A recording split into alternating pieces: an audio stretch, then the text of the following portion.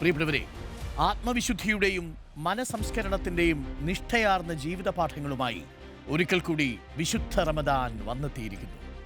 ഇസ്ലാം മതവിശ്വാസികൾക്ക് ഇനി ഒരു മാസക്കാലം പ്രഭാതം മുതൽ പ്രദോഷം വരെ അന്നപാനീയങ്ങൾ ഒഴിവാക്കിയുള്ള വ്രതാനുഷ്ഠാനത്തിൻ്റെ നാളുകളാണ്. ക്രൈസ്തവ ഭവനങ്ങളിൽ ഈസ്റ്ററിൻ്റെ വ്രതവും ആരംഭിക്കുന്നു.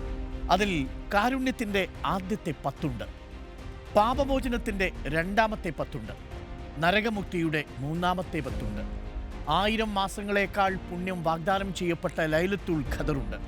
ഇഫ്താർ സംഗമങ്ങളുടെയും സാമൂഹിക ഒത്തുചേരലിൻ്റെയും സൗഹാർദ്ദക്കാലമുണ്ട്. ആഗ്രഹങ്ങളെ നിയന്ത്രിച്ച് ചിട്ടയായ ജീവിത രീതിയിൽ ജീവിക്കാൻ മനുഷ്യനെ പ്രാപ്തനാക്കുക എന്ന സതുദ്ദേശമാണ് എല്ലാ വ്രതങ്ങളുടെയും ഉൾക്കാഴ്ച. വികാരങ്ങളെ ജയിക്കാത്തവന് വലിയ ജീവിത ദൗത്യങ്ങൾ ഏറ്റെടുക്കാനാകില്ലെന്നതാണ് ഇതിലെ പാഠം. കേവലം ബുദ്ധിയുടെ വൈഭവം മാത്രം പോരാ. ആസക്തികളെ ജയിച്ച് വികാരാവേശങ്ങളെ നിയന്ത്രിക്കുന്ന മനസ്സാണ് എന്തിനേയും ജയിക്കുന്നത്. ഇച്ഛയുടെ തടവറയിൽ നിന്ന് മോചിതനാകാത്ത മനുഷ്യന് ഔന്നത്യങ്ങൾ നേടാനാകില്ല.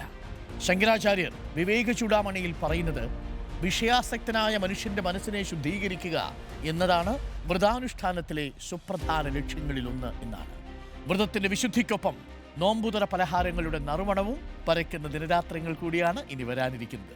പ്രിയപ്പെട്ട പ്രേക്ഷകരെ, പങ്കുവയ്ക്കലിൻ്റെ മനോഹരമായ കാഴ്ചയാണ് ഓരോ ഇഫ്താർ വിരുന്നുകളും.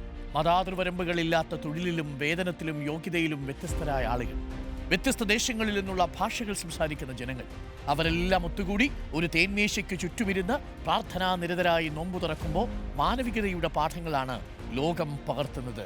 The real human story. വിശപ്പിൻ്റെ വിലയറിയുന്നതിനൊപ്പം മനസ്സിൽ കരുണയും അനുകമ്പയും നിറയ്ക്കാനും എല്ലാവർക്കും സാധിക്കട്ടെ. പ്രിയപ്പെട്ട പ്രേക്ഷകരെ, ശങ്കരാചാര്യർ പറയുന്നത് പോലെ, പ്രവാചകൻ പറയുന്നത് പോലെ, യേശുക്രിസ്തു പറയുന്നത് പോലെ, നിങ്ങളുടെ വികാരങ്ങളെ ജയിക്കുന്ന മനസ്സിന് മാത്രമേ ലക്ഷ്യസ്ഥാനത്തേക്ക് എത്തിച്ചേരാൻ സാധിക്കൂ.